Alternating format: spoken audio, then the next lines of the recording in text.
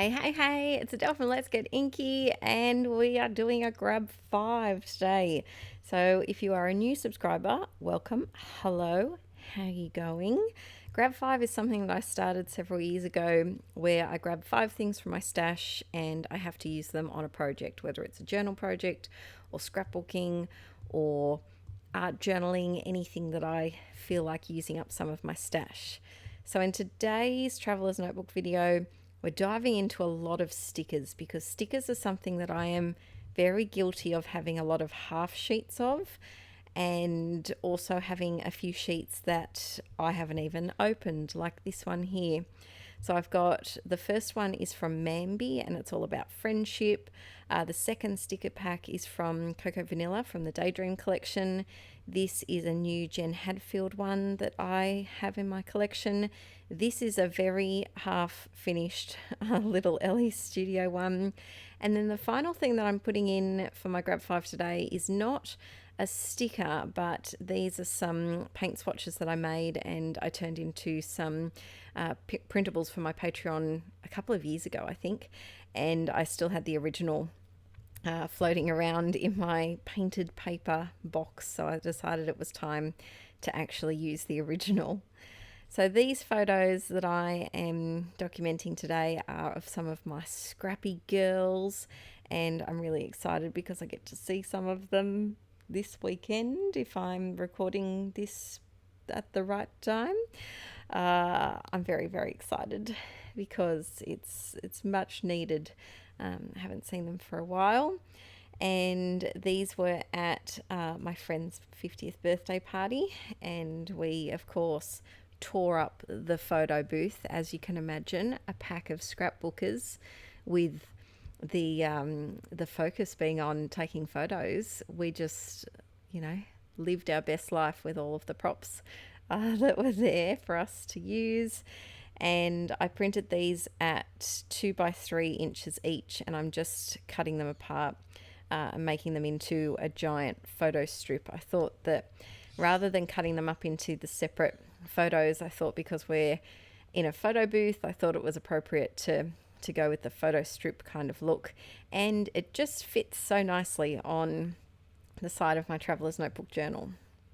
So I thought the next thing I should probably put in is this big paint swatch, and these were, I think I used my Winsor & Newton watercolors for this. I did do this, I think this was one of my first Patreon printables, I think, and I've been on there for almost 4 years now, which is crazy to believe. And I did it on some thick cardstock, which I didn't want to chunk up my album, so I'm just very carefully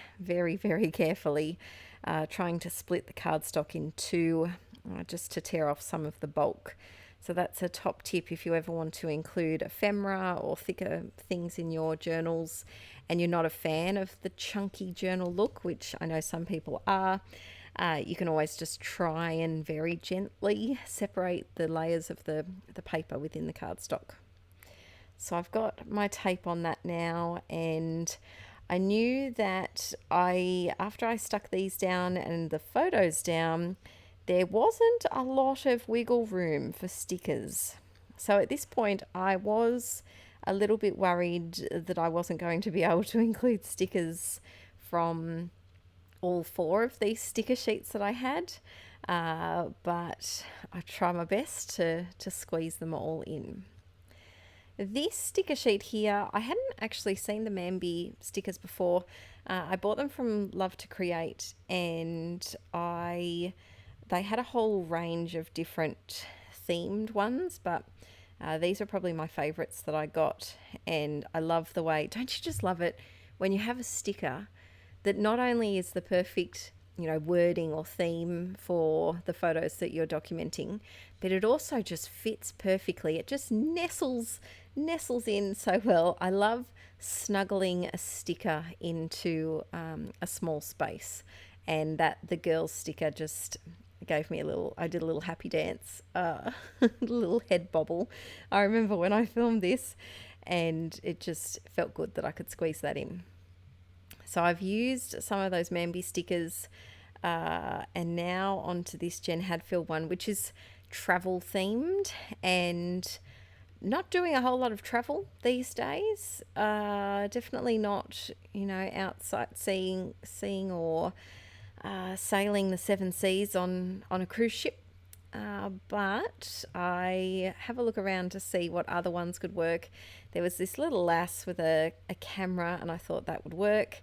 There was also a coconut cocktail looking drink, and even though the girls didn't drink out of coconuts because we weren't on a tropical paradise island somewhere, there were quite a few cocktails going around, and so I thought that sticker was appropriate to use.